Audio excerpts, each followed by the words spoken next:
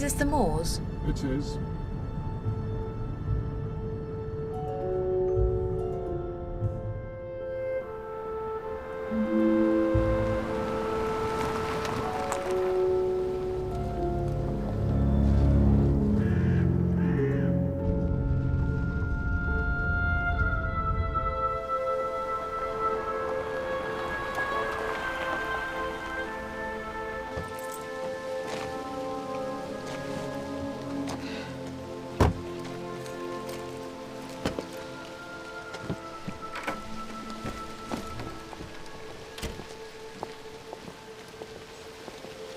Good afternoon, Miss Lee.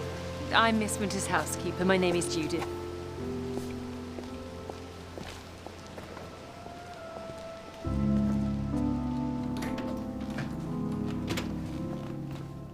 Very good. I'll send up some sandwiches right away. You must be hungry after your long journey. Thank you.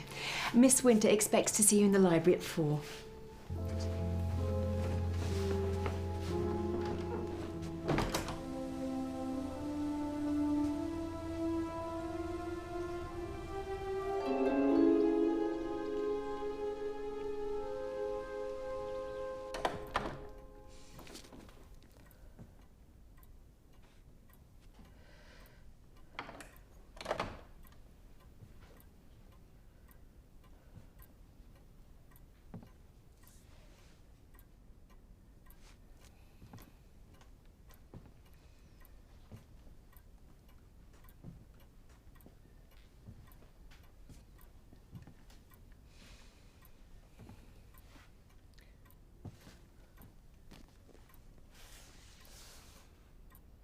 So, Miss Lee, have you read any of my books? Almost all of them, I think. Well.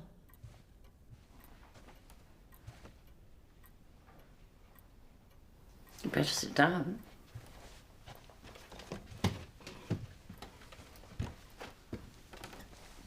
Now, if I interpret your answer to my letter correctly, you're not exactly leaping at this very attractive offer I've made you. Well, You'd be guaranteed a very healthy advance. But I can see from what you're wearing, you're not particularly interested in money. I've written about people who don't care for money, but I never actually expected to meet one. Are my books too popular for you? What exactly makes you hesitate?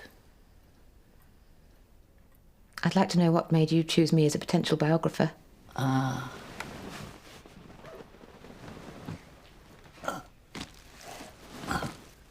It certainly wasn't your celebrated biography of the Bronte sisters, which I wouldn't dream of reading. No. What caught my attention, Miss Lee, was that piece you wrote for that pretentious little magazine about the Landier sisters, the twins. Obviously, I've been doing some research, and I couldn't help noticing in the couple of dozen interviews I looked at, you give a different account of your life in every one of them. You think I'm a liar? It isn't quite what I said. You surely don't think I'm so dull as to trot out the same story over and over again. I make things up so as not to bore myself. It's my profession. After all, they're only journalists, if you take my point. I'm not sure that I do exactly, I'm sorry. You don't need to be so polite. I can't abide politeness. I always think being nice is what's left over after you've failed at everything else. You're obviously a great success. Ah. Oh, that's better. Have you a love life? Oh, wait. I have an extraordinary story. Don't turn your back on it. It's about twins.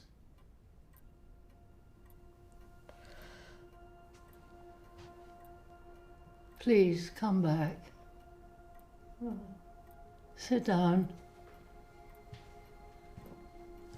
Don't take offence. I'm only trying to get to know you.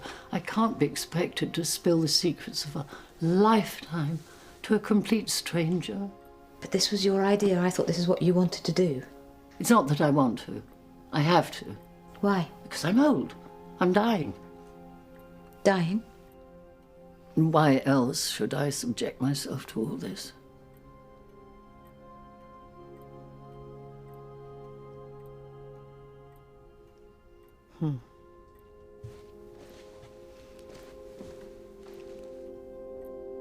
What do you need from me? I need to be sure that you're intending to tell me the truth. I'm a biographer. I deal in facts. Oh, how stupendously boring, you poor thing. Suppose we start by me asking you 3 independently verifiable questions, and then if your answers are true... 3 questions.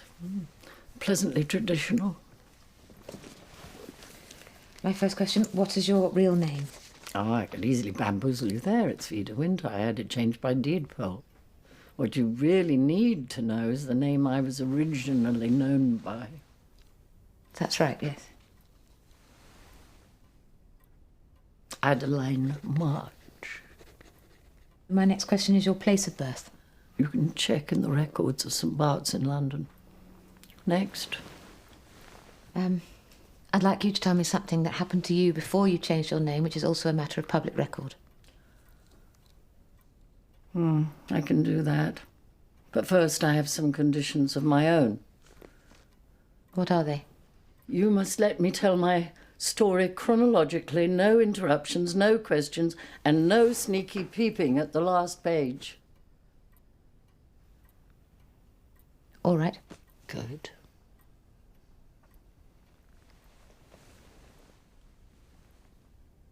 Do you believe in ghosts? That's not a very easy question. Do you or don't you? Certain kinds of ghosts, maybe. I was brought up in a house about 5 miles from here. A haunted house. I see. No, you don't.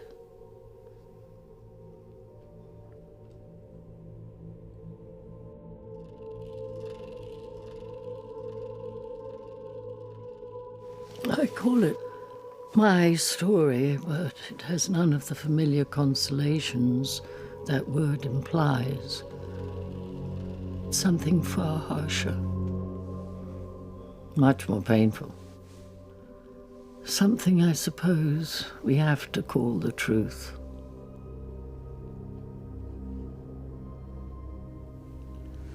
I was brought up in a house called Angelfield. When I was 17, there was a fire. The house was destroyed. And there's a public record. It was in all the local papers. And I can show you a different sort of record.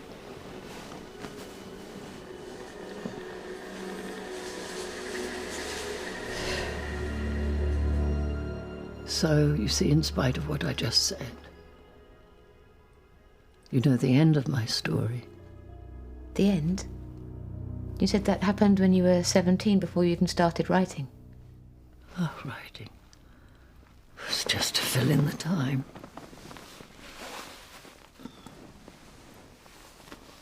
I'm sorry if I shocked you, Miss Lee. One becomes so accustomed to one's own horrors.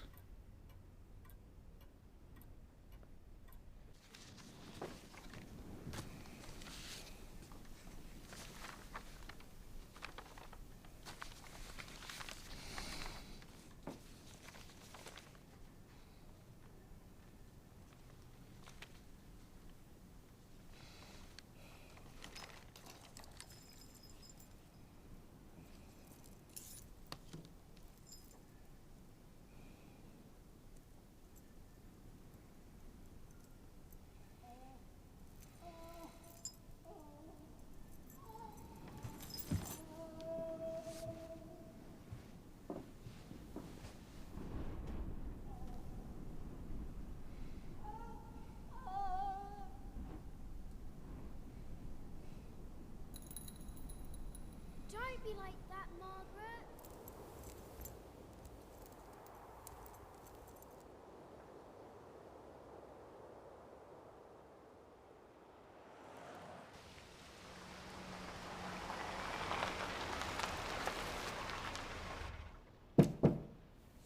Come in. If you don't mind, Dr. Clifton, Miss Winter's doctor, would like to have a word with you. Oh, okay.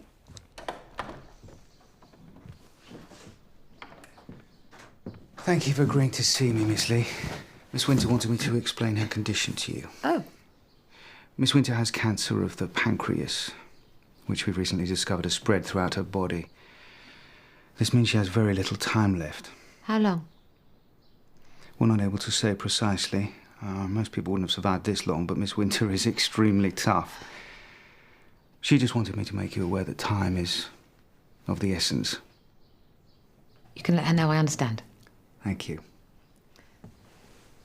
Have you been her doctor long? Long enough to know that I'm extremely impatient to read your book.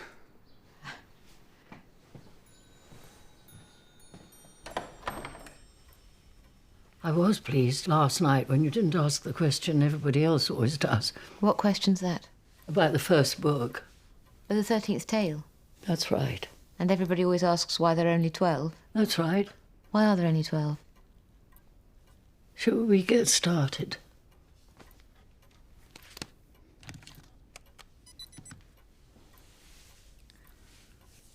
The story begins at Angelfield.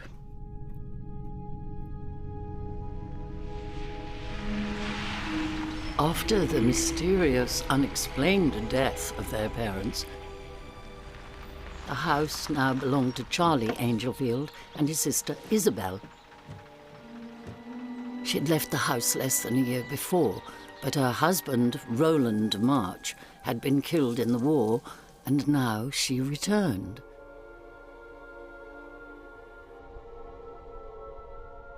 Of course, in their parents' day, there had been dozens of servants to run the estate, but now only 2 remained.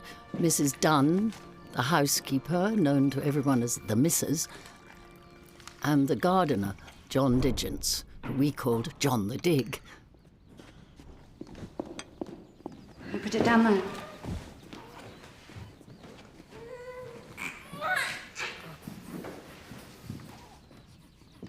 Well, well. What are they called? Adeline and Emily. Which one is which? You know, I haven't the slightest idea. Oh, where's Mr. Angelfield? He'll be in the library, I expect, madam. I'll leave these with you.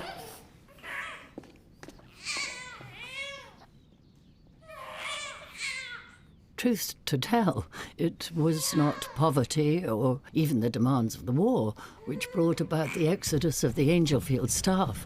It was the sense of chaos and unease caused by the bizarre and unpredictable behaviour of Isabel's brother. Charlie, I'm back. What do you mean? I'm back for good. I brought the children with me. What? What children? Oh, yes. It's just you and me now, Charlie. You shouldn't have gone away for so long, Isabel. I had to, Charlie. I explained it all to you.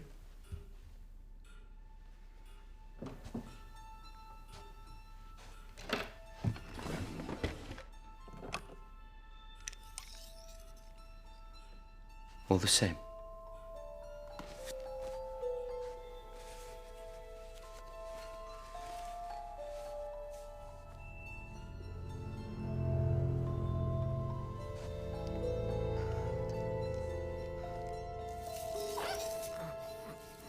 This one can be Adeline.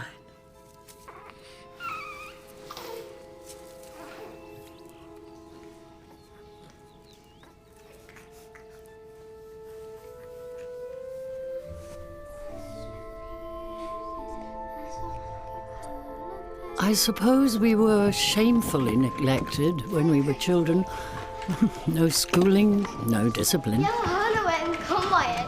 Ta sig back. Who fired let's safety. We were so much on our own. We invented our own private language.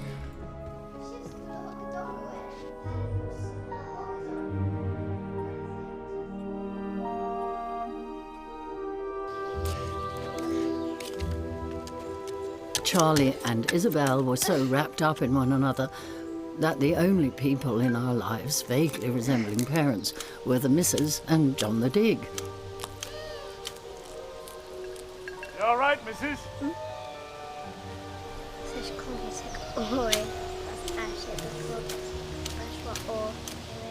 But we did have each other, and we were all the world to one another. We couldn't imagine that anyone but ourselves really existed. I expect that's why we're so cruel. The topiary garden had been planted by John the Dig's great-grandfather. It was his pride and joy.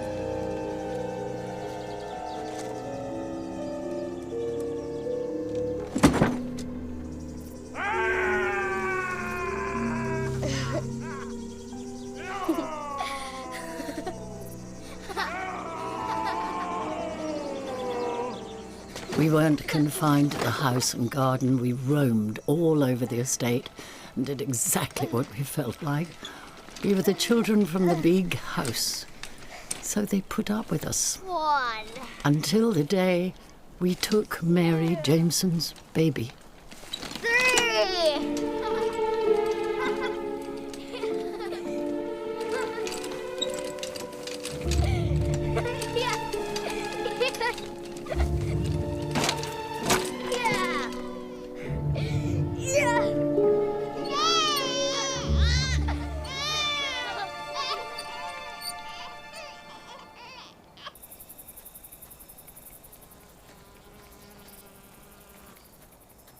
Som vi nok med som vi vet så länge.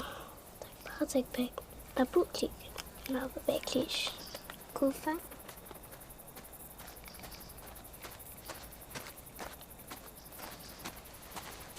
Good afternoon. Is your mother in?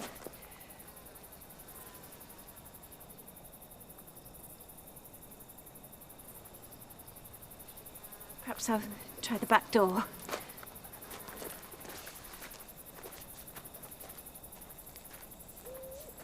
Mrs. Theodora Maudsley, the local doctor's wife, and something of a busybody, eagerly volunteered to take up the matter of Mary Jameson's baby with Charlie and Isabel.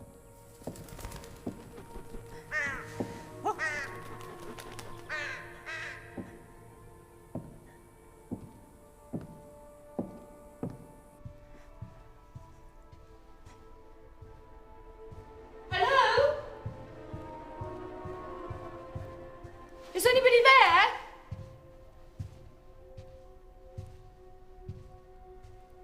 Mr. Angelfield?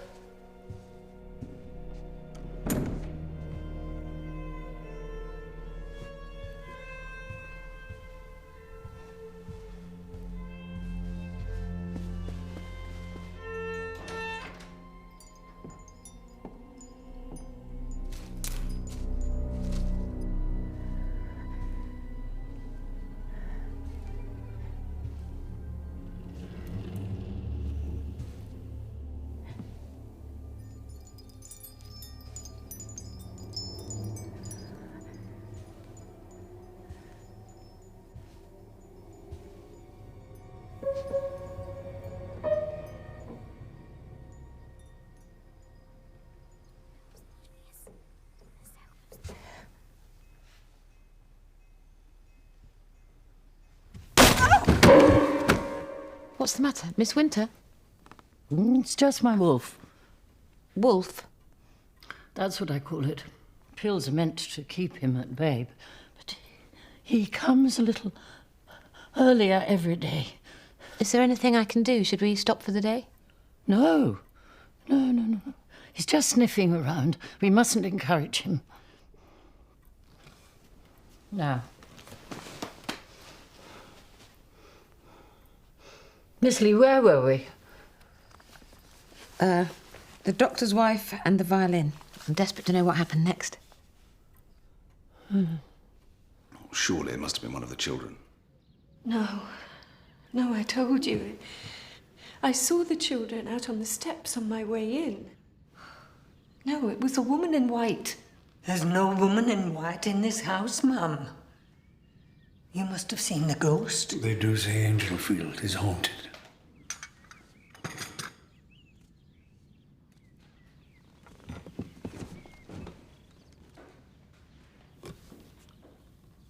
Dr. Maudsley, I'm not sure if you remember me. It has been some time. Oh, yes. Might this be the person who attacked you? Yes. Yes, I think it might.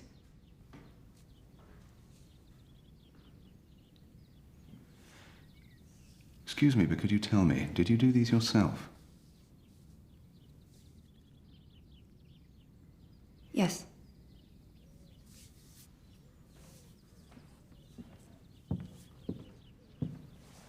Mr. Angelfield, do you mind if I have a word with you in private?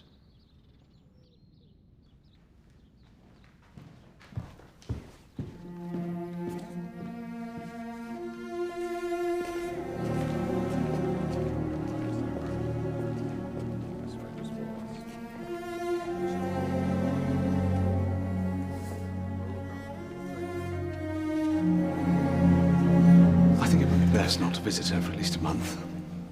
Give them time to draw some conclusions.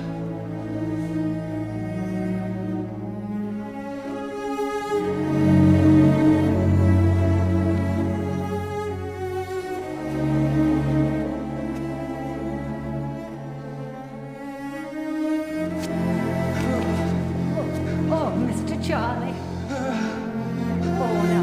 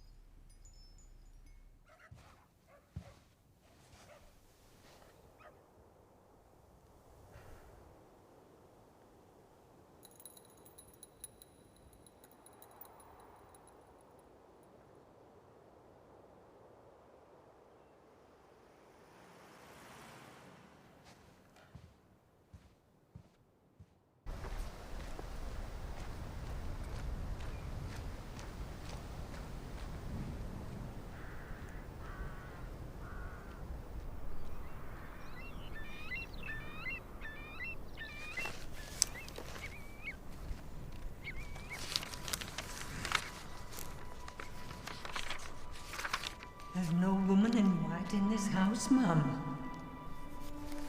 You think I'm a liar? Do you believe in ghosts? They do say Angelfield is haunted.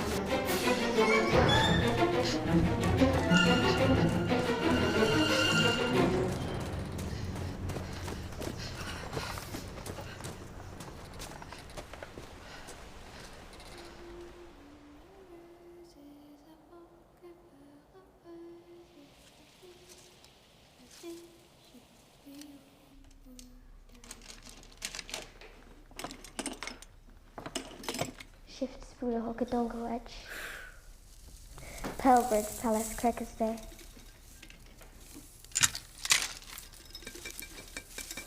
After they took Isabel off to the asylum, Charlie Angelfield went completely to pieces.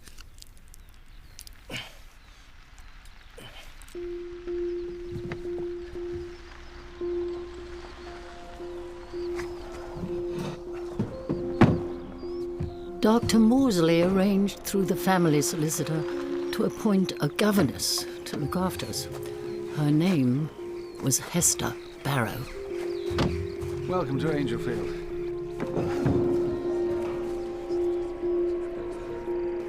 Get your bags.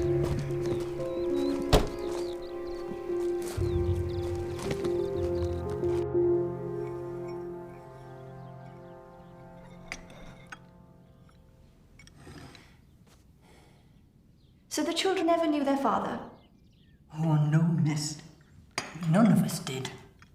I don't even think Miss Isabel knew him very well. The only man she ever took any notice of was her brother Charlie. And when she came back here, she did everything for him. If you know what I mean. I'm not sure I do, Mrs. Dunn. Well, In any event, it's probably time I met Mr. Angelfield. I don't know as he'll want to see you, miss. He's not very well in himself, like. He keeps to his quarters and no one's allowed to disturb him. I see. He never was very sociable, but since they took Miss Isabel away, he's hardly showed his face. I don't know where those children can be. I'll go and see if I can scare them up. No, Mrs. Dunn. It's not for us to go chasing after them. No doubt they'll come down for their dinner. Well, often as not. They just creep down and help themselves to somewhat out the pantry. Oh. I don't think we can allow that. We'll try the twins' room, miss, which is the third door along here on the left. It's just here.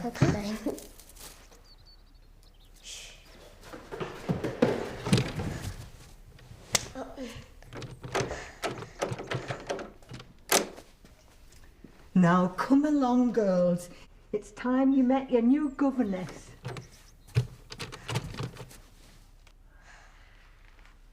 I am sorry, Miss Barrow. Don't you worry, Mrs. Dunn. We have all the time in the world. I should like to explore the rest of the house. I'll show you around. No. You get back to your kitchen, Mrs. Dunn. I shall get on much better on my own. That first afternoon, we refused to come down and meet her. We thought she might be discouraged and go away. But she wasn't. No. She was the first person who tried to take us on. I went to have a look at Angelfield. Did you? Did you see the ghost? I saw something. What? Not sure.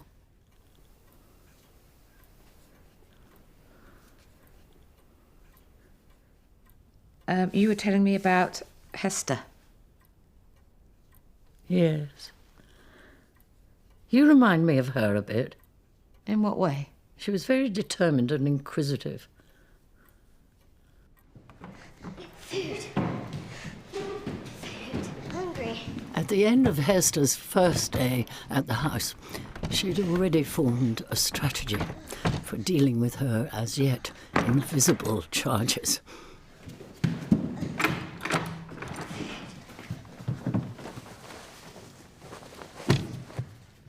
No keys.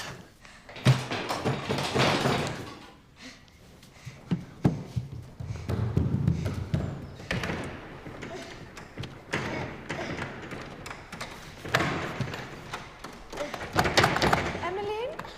Adeline?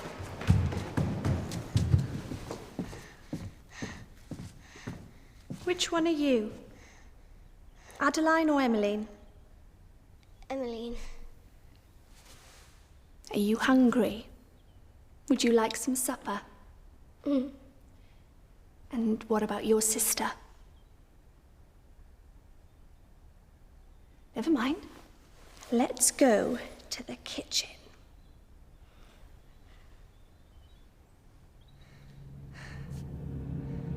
Follow me.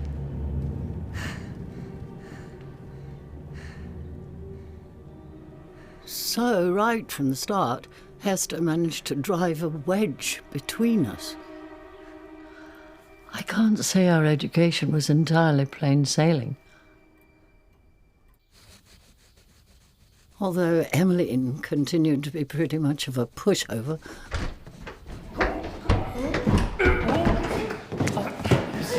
Well, a very good morning to you, Adeline. Thank you so much, John. Very good of you to join us, I must say. We're starting the morning with a drawing of our beautiful Angelfield House. You're most welcome to stay down there if you're more comfortable.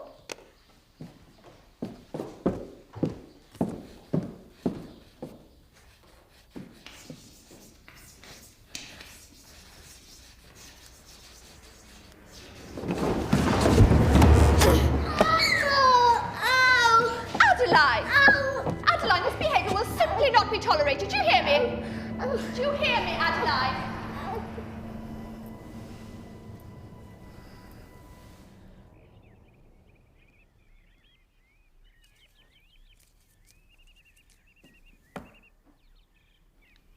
Miss? Yes, Emmeline? Finished, miss.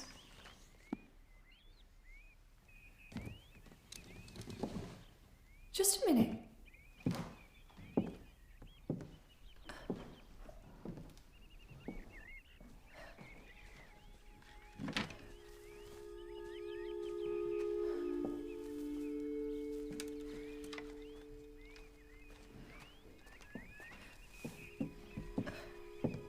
Very nice, dear. Oh, I don't believe you've quite finished, Adeline.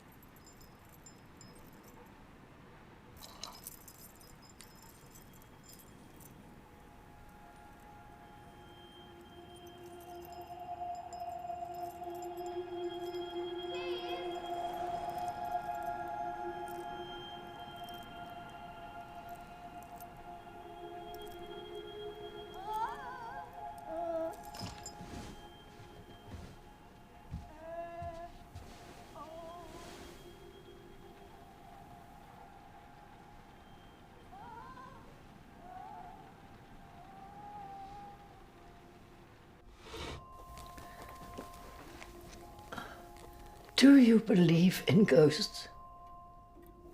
You asked me that before. Your answer was evasive, as I recall. Well, let's just say I'm beginning to. Oh, why would that be? Anyway, Hester didn't. Too sensible, poor thing. It would have been easier for her if she hadn't insisted on being so rational. Is there really nowhere we can get hold of some decent fish? Well, yes, you can, if you really want to. It's a bit of a palaver. Emmeline? She's out in the garden, miss. I just saw her. I can hear them outside.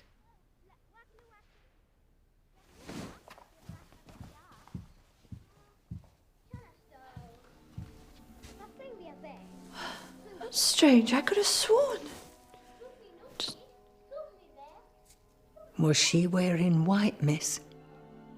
Yes, she was. That'll be the ghost. Oh, don't be ridiculous, Mrs. Dunn. It's probably just the sunlight flashing in the mirror. Woman in white, miss. We've all seen her. Well, I haven't. And I certainly don't intend to.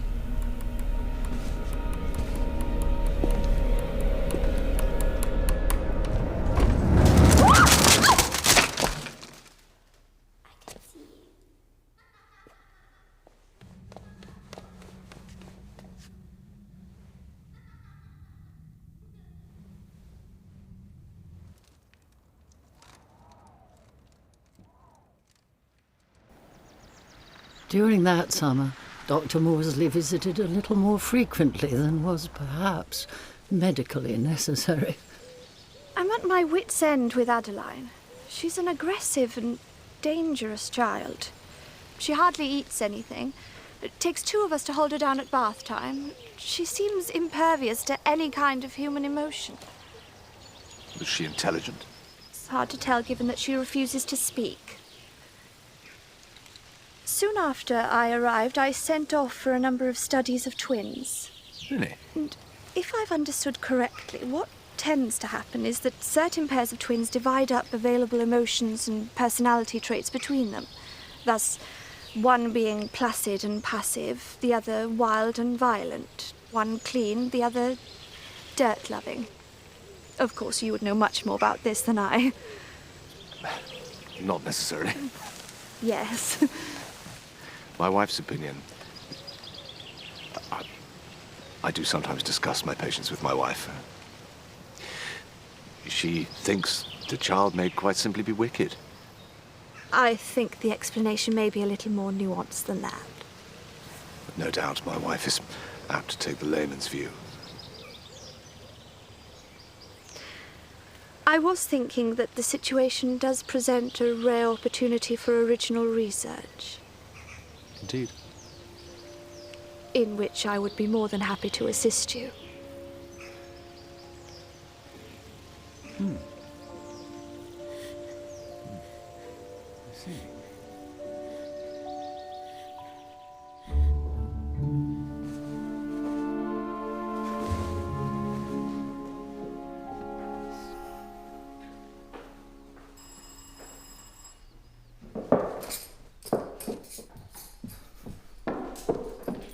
Where's Adeline? Back soon.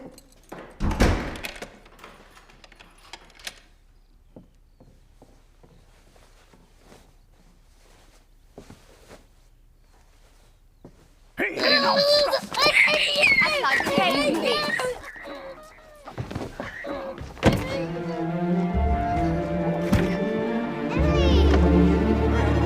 Be careful, John. What's happening?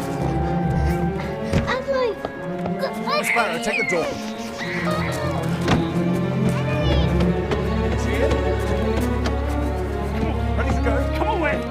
All right, away.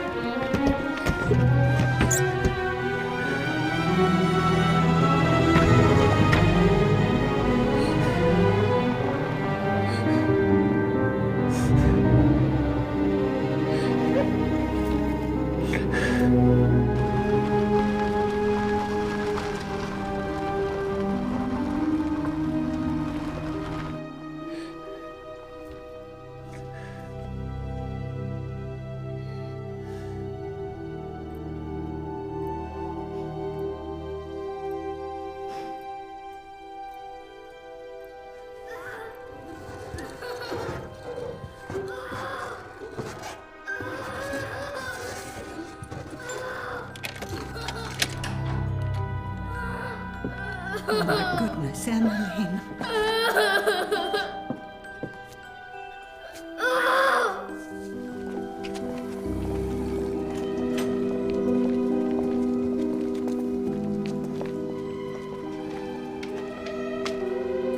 Come in. Let me show you your room. You'll like it. You'll have it all to yourself. I tell you, no good will come of this.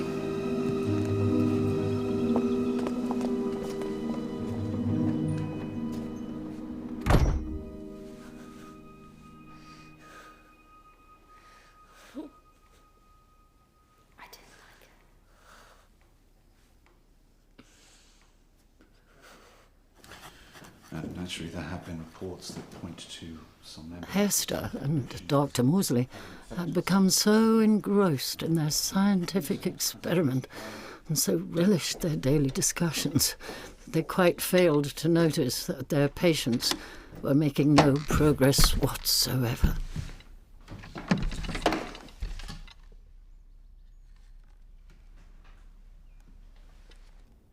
They completely ignored the only and most obvious diagnosis. The twins were missing each other desperately.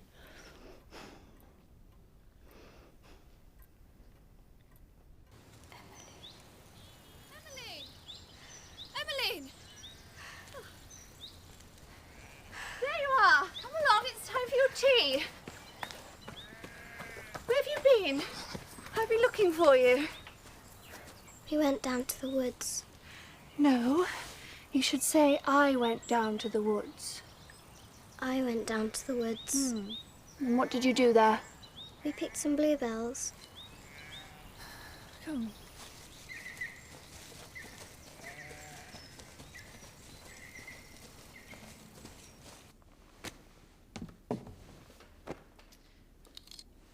Where did you put your bluebells?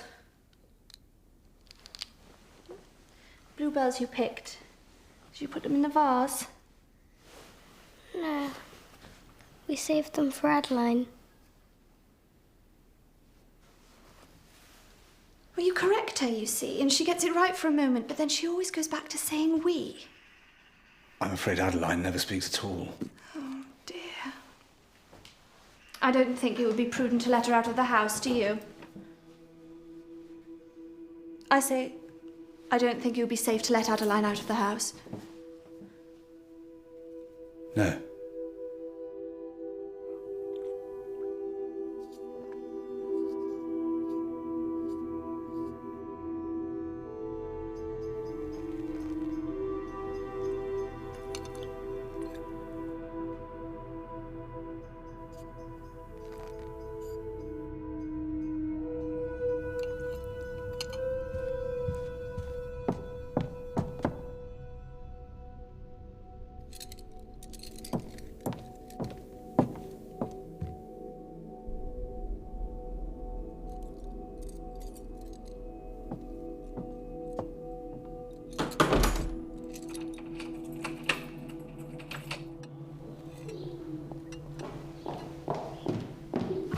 Agreed that the rooms not immediately in use should be kept locked. Yes, that's right, miss. Well, just now I found the drawing room open. Not a bad idea to give it a bit of an airing. Oh, so you opened it, did you? Oh, no, miss. I don't have the keys anymore, remember? You've got the keys.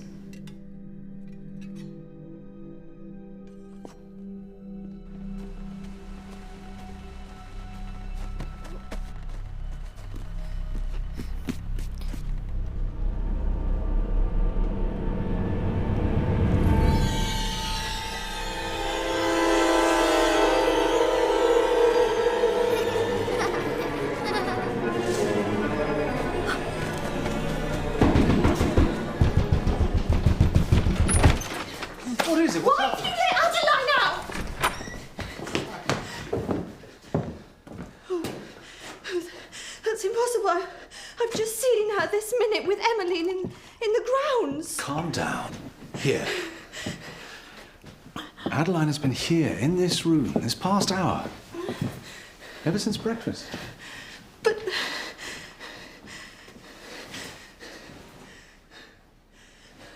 I must be going mad. Yeah.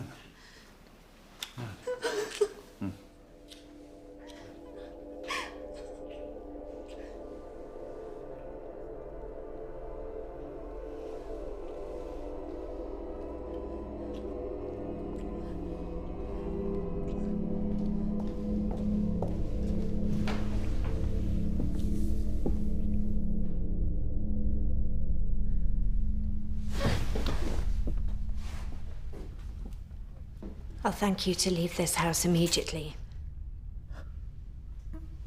And send John for the child. I'll speak to you later.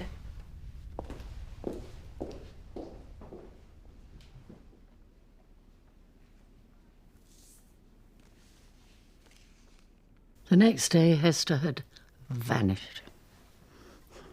Packed her bag, slipped away, never seen again. What happened to her? I've no idea. The doctor had disappeared as well, so we can make an educated guess. Rumour was they disappeared to America, wherever it was. I'm sure they both flourished. Hester was a resourceful little thing.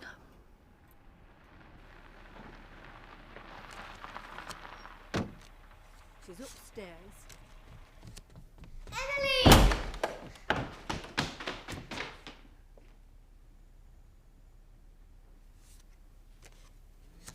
Oh!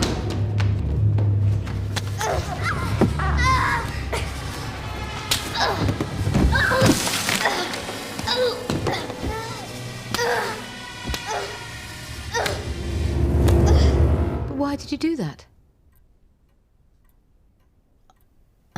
I couldn't tell you.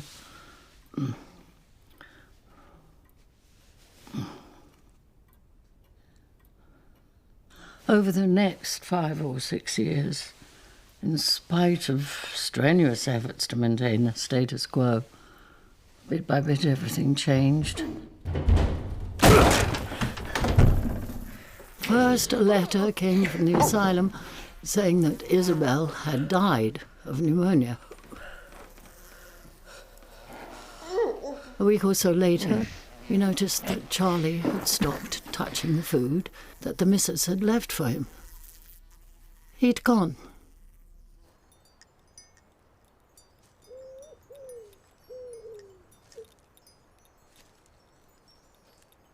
I had an idea where Charlie might be. I'd often followed him and watched what he did there with Isabel.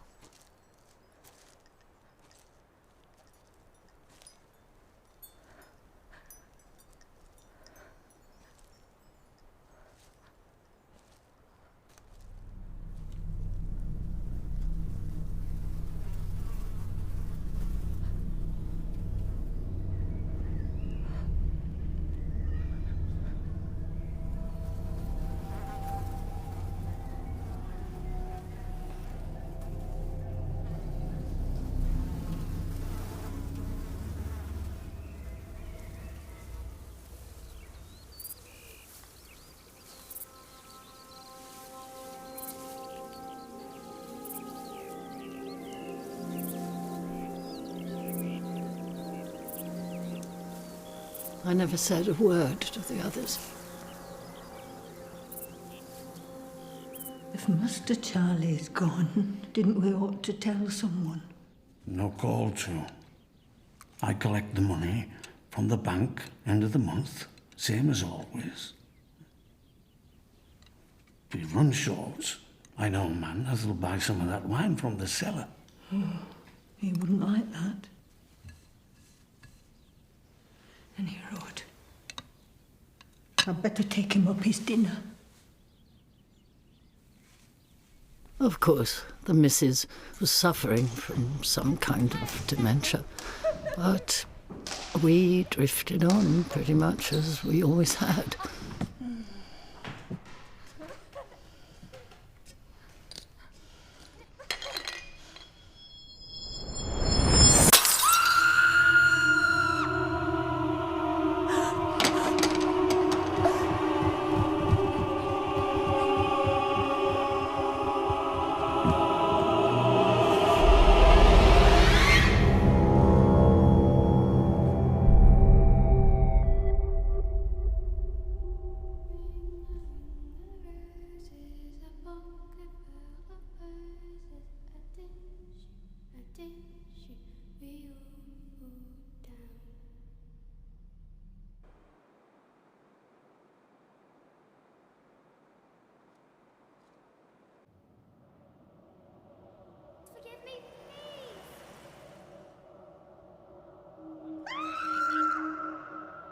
Margaret, I'm sorry.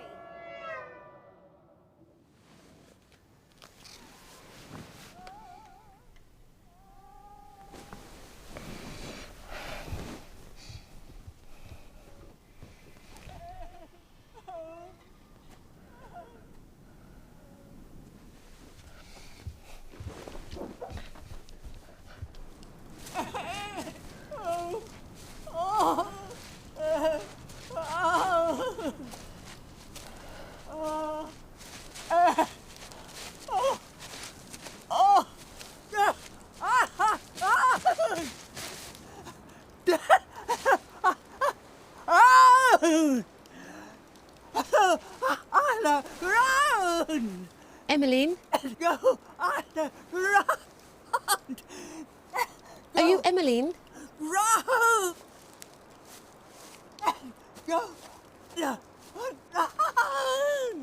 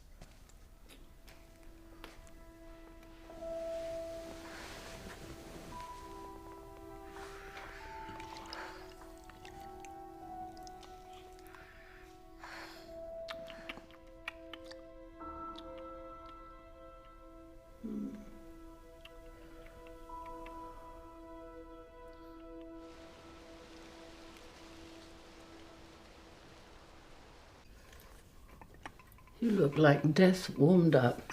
What's the matter? I didn't get much sleep last night. Oh? Are you in a fit state to continue? Yes, of course.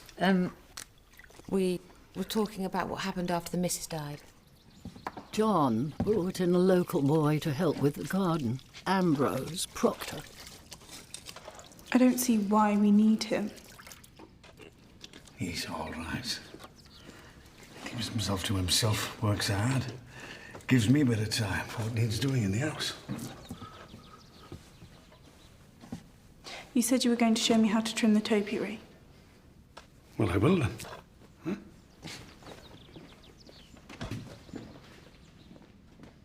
You check the safety latch first. Right? Right.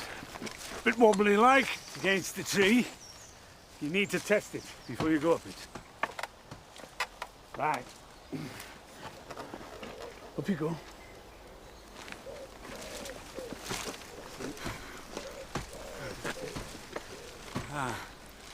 Never cut into the sun or towards your own shadow. All right? Yes. And never look at the clouds. They keep moving, see, and they throw you out.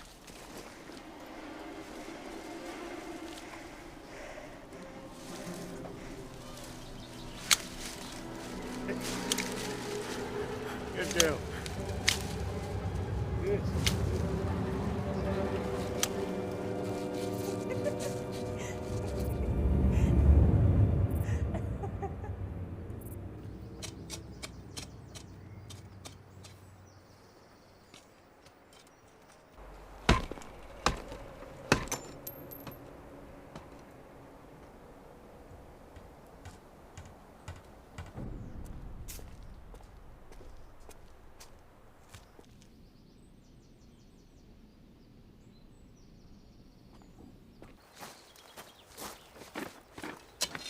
Where's the ladder? Mr. Diggens took it. It's round the back fixing the guttering.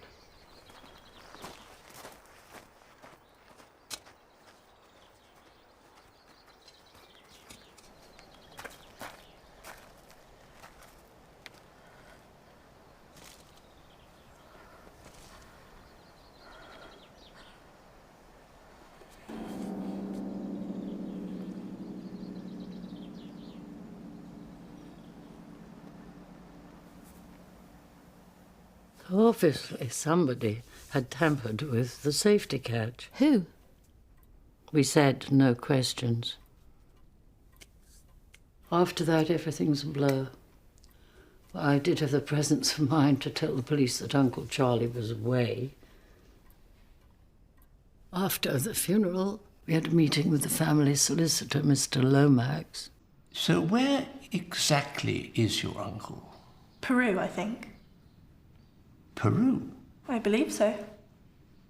And when will he be back? I'm not sure. Quite soon, anyway.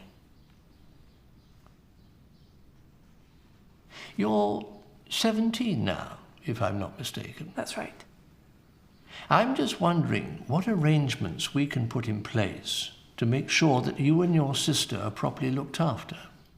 We're quite used to fending for ourselves. Yes, But my grandmother knows the house very well. She can look in every day like.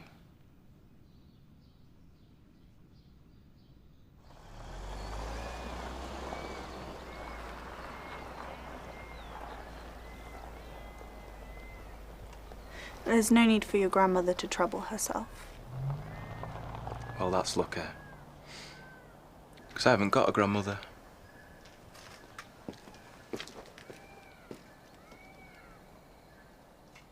So who do you think killed John? It certainly wasn't Emmeline, if that's what you're thinking. And Ambrose had no motive, quite the contrary. Then...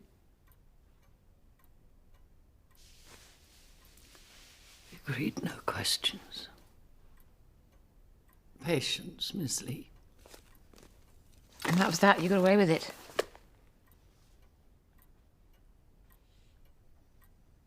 Mr. Lomax was very happy not to put himself out. You got away with everything. I can't understand why the police didn't properly investigate John's death after all the... I'll tell the story in my own way, Miss Lee. I think that's probably enough for today.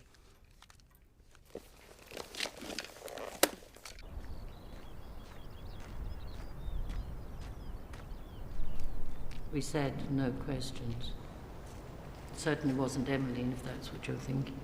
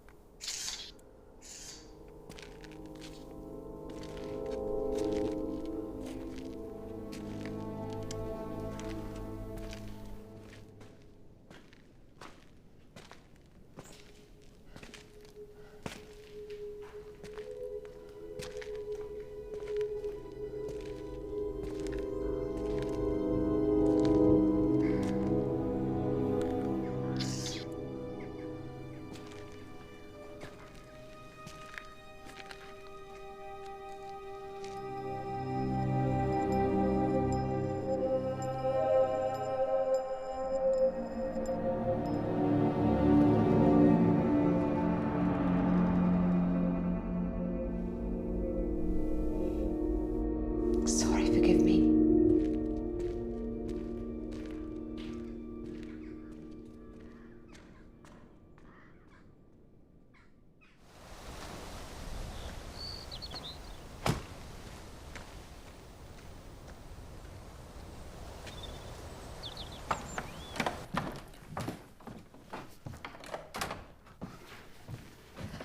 So you're treating Emmeline as well? Yes, yes. As a matter of fact, she's even more seriously ill than Miss Winter. Is she? We tried to move her to hospital a few weeks ago, but she refused to get in the ambulance. Do you know if anyone's living at Angelfield? Why'd you ask? Well, I know it's pretty much a ruin. I've been there a couple of times, and the first time, some enormous man chased me out of the house, and the second time, in one of the rooms, there were signs of someone living there. He's called Aurelius Love. He's not quite right in the head, but he's totally harmless, bit of a local character. Works with his mother in the bakery. Was that what you wanted to ask me about? No, not really.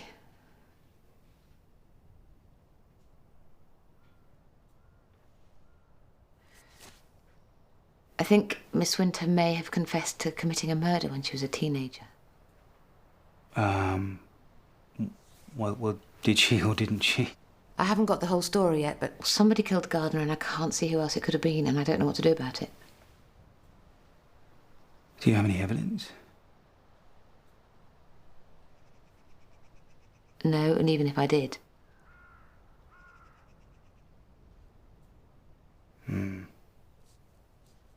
I'm sure you're right. Maybe wait until you've heard more? Emmeline. Dr. Clifton tells me you've been asking questions about her. How did you find out? I saw her one night in the garden and eventually worked out who she was. I see. I wanted to know why she was digging in the garden and what it was she kept saying all the time. Any theories? I think what she's saying is dead go underground.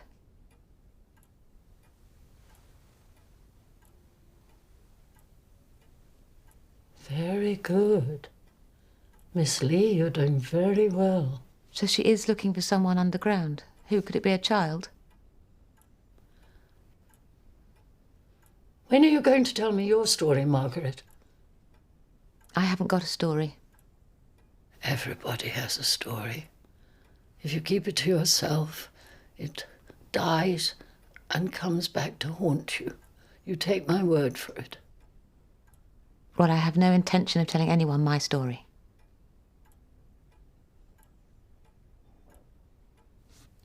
Would you mind passing me that bottle? Yes, of course. What is it? Liquid morphine.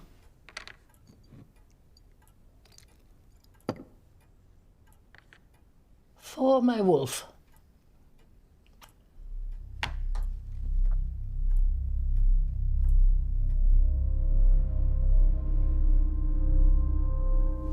What did you say?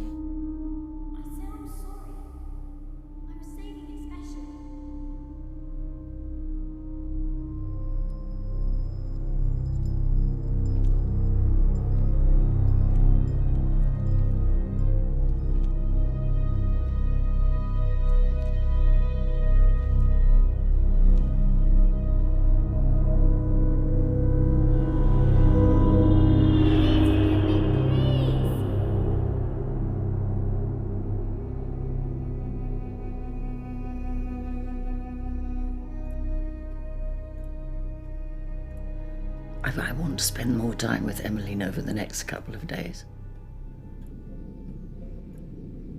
I always thought of Emmeline as a twin.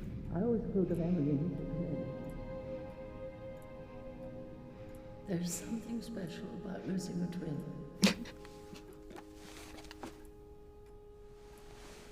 My dear, whatever's the matter?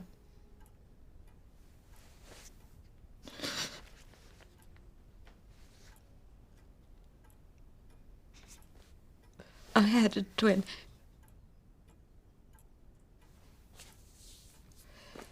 Margaret, I'm sorry. I'm not talking to you.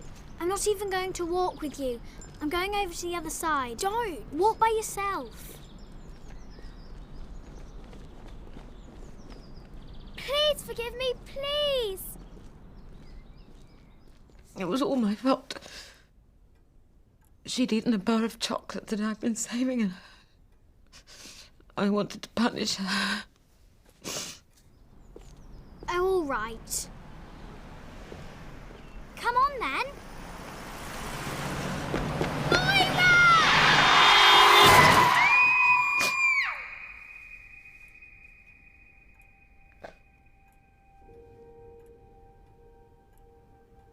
Feeling guilty doesn't do anybody any good. It wasn't your fault. My mother thought it was, and she never forgave me.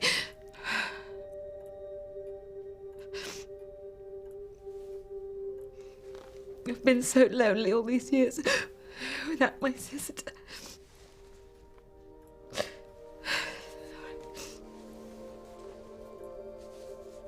We all have our stories.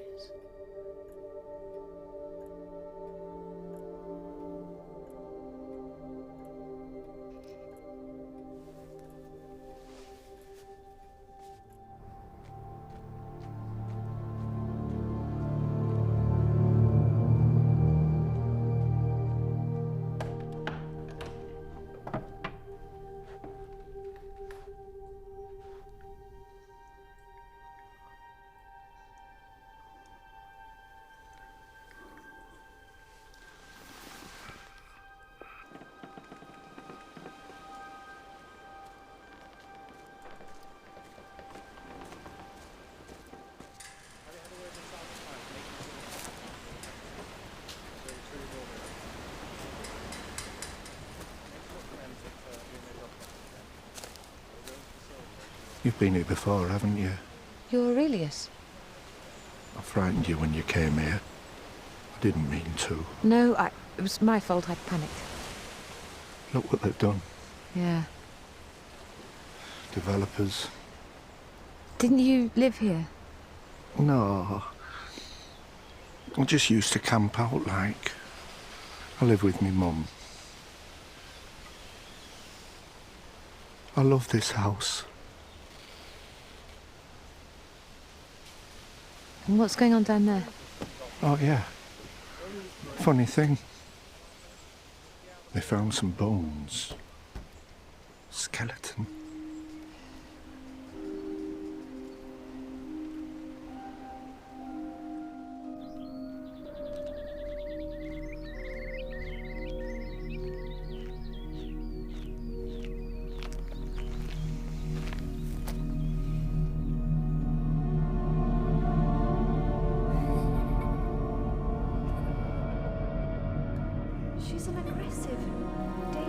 child.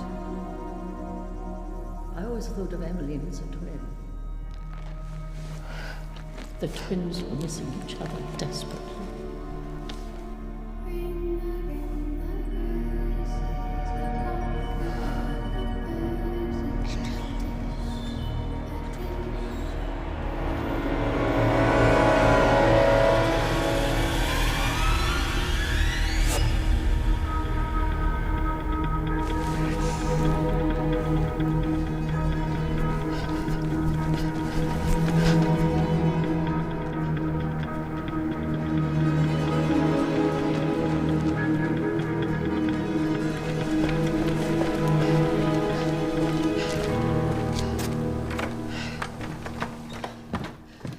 There were three of you.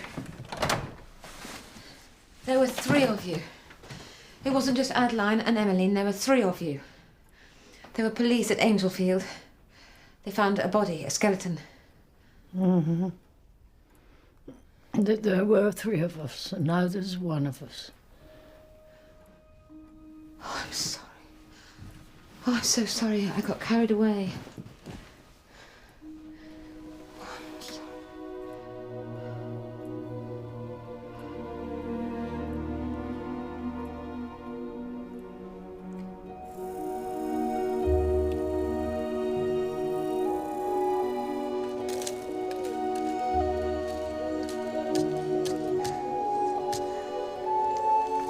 So, you see, there was a ghost at Angelfield all along. A ghost with no name. It was me. Like it or not, I was the ghost.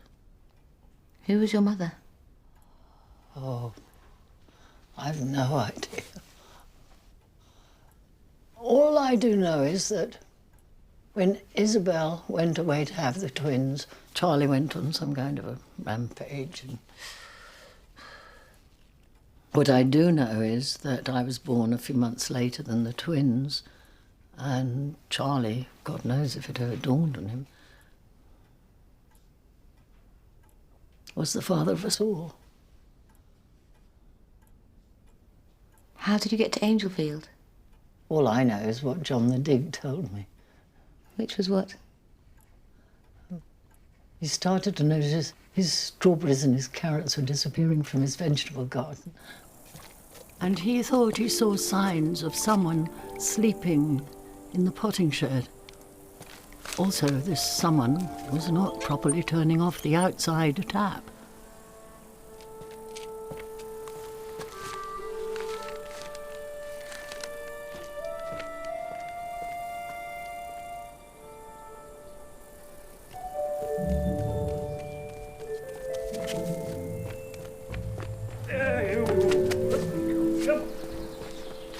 John and the missus took me in.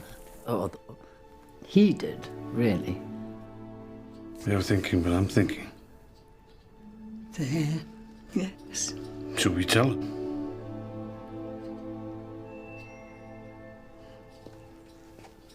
And I spent as much the time as I could with him. He taught me how to read out of his seed catalogues.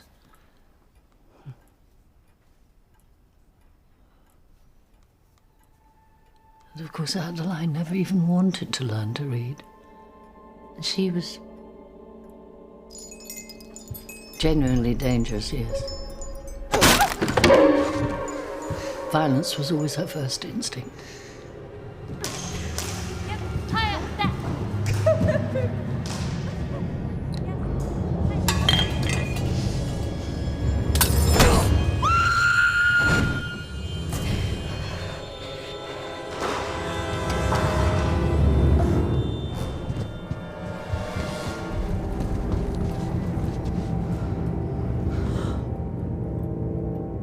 Finally, she killed John. What made her do it? She hated him.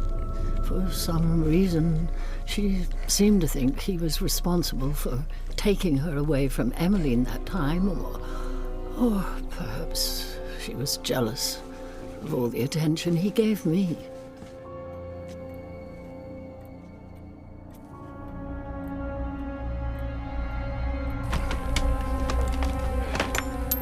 He was the closest I ever had to a real parent.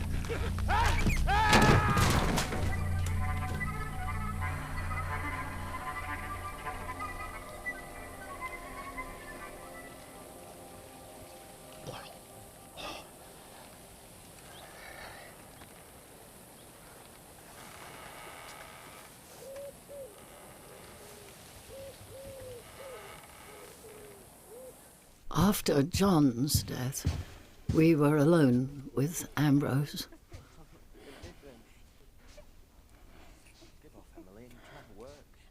It's a lot harder than it looks. I was never easy in my mind about him. Don't you touch Emmeline, you hear me? I haven't touched Emmeline. Good. Well, don't.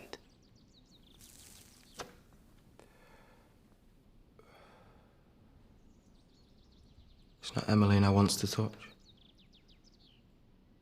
Even though she's kinder than what you are.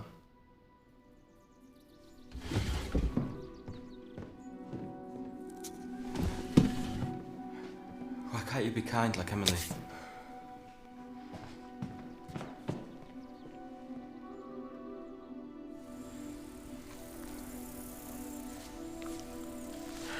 Before long, it was obvious that Emmeline was pregnant, and I dismissed Ambrose.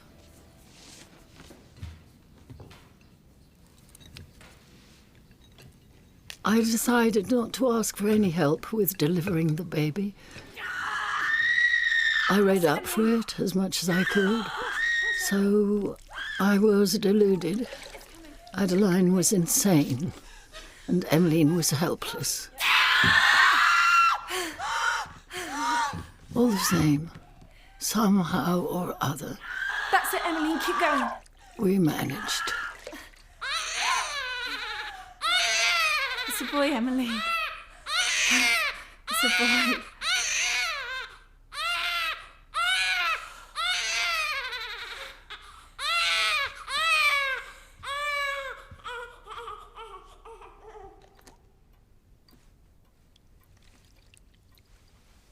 Look.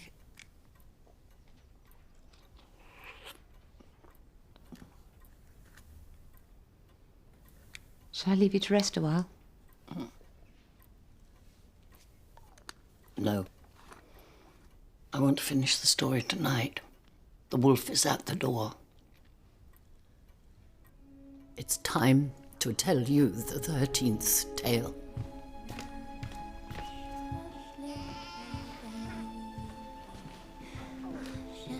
I realized very early on how jealous Adeline was and how much she resented the baby.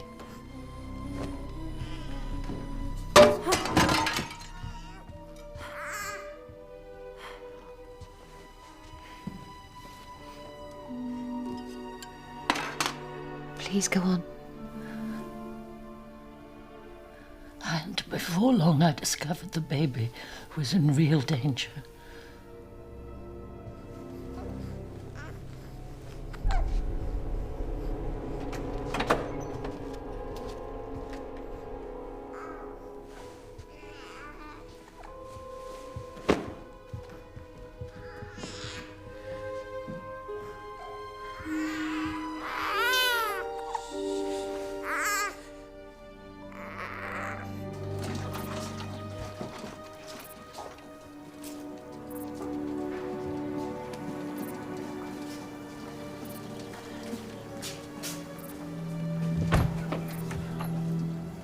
I knew I had to keep her under constant observation.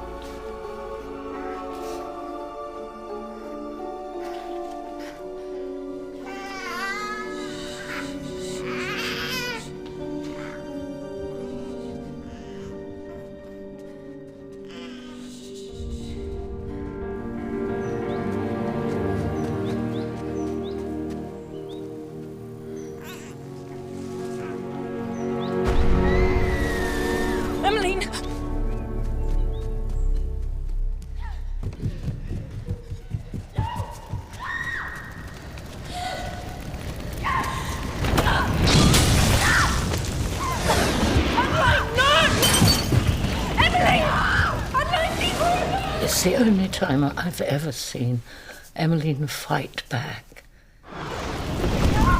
Baby's safe! Emmeline is safe! And alive! No, Emmeline! No!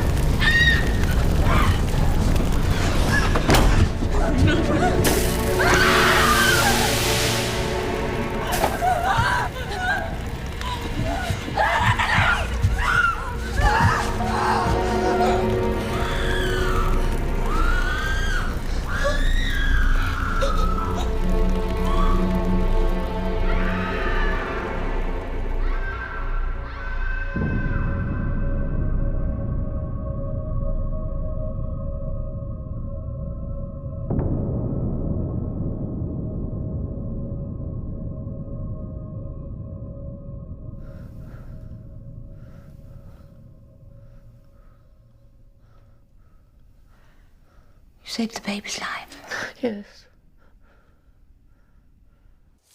I left the baby outside the cottage belonging to the baker's widow, Mrs. Love.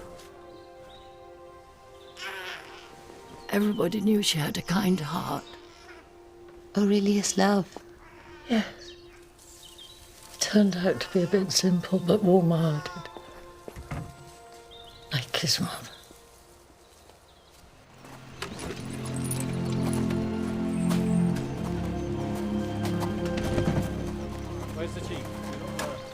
When I got back to the house, of course, everyone assumed I was Adeline.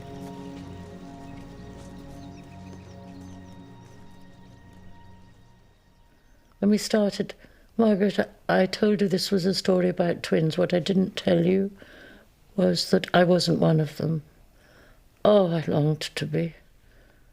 But they always kept me out. So I stayed outside. That's what made me a writer.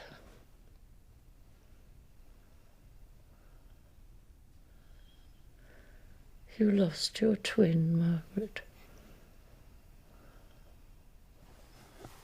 Margaret. Oh, that was terrible. But you had her with you for a while. She's always with me. I envy you.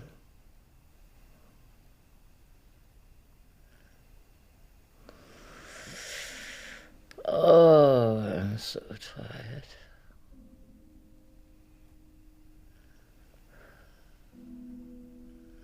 He.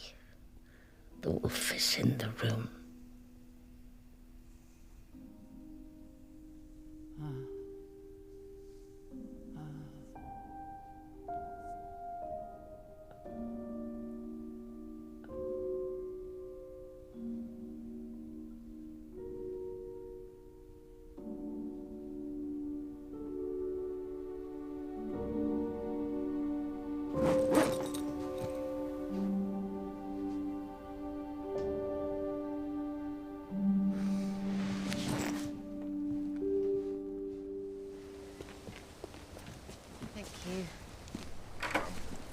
Margaret,